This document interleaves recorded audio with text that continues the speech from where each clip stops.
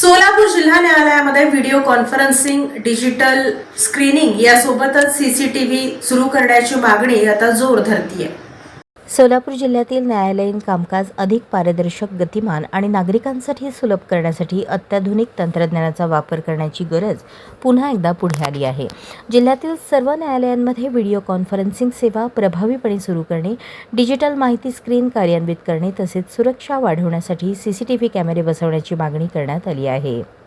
महाराष्ट्र पक्षकार संघाचे सदस्य मनीष रवींद्र देशपांडे आणि दयानंद समाधान पिंगळे यांनी या संदर्भात सोलापूर जिल्हा न्यायालयाच्या रजिस्ट्रार यांना निवेदन सादर केले.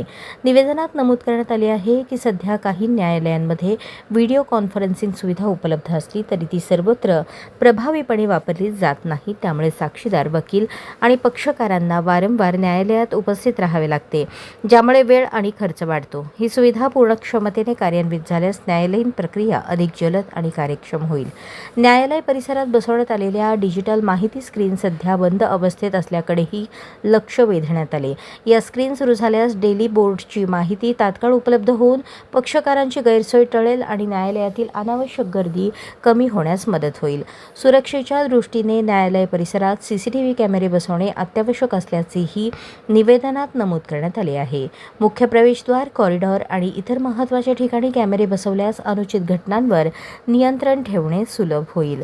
पुणे जिल्हा न्यायालयात अशा सुविधा यशस्वीपणे राबवल्या जात असल्याचा दाखला देत सोलापूर जिल्ह्यातही त्या तातडीने लागू करण्याची मागणी करण्यात आली आहे. यावेळी मनीष देशपांडे म्हणाले, न्यायालयीन कामकाज अधिक पारदर्शक, जलद आणि सर्वसामान्य नागरिकांसाठी सोयीचे व्हावे यासाठी तंत्रज्ञानाचा प्रभावी वापर अत्यावश्यक आहे. पुण्याच्या धर्तीवर सोलापूरमध्येही या सुविधा त्वरित सुरू कराव्यात.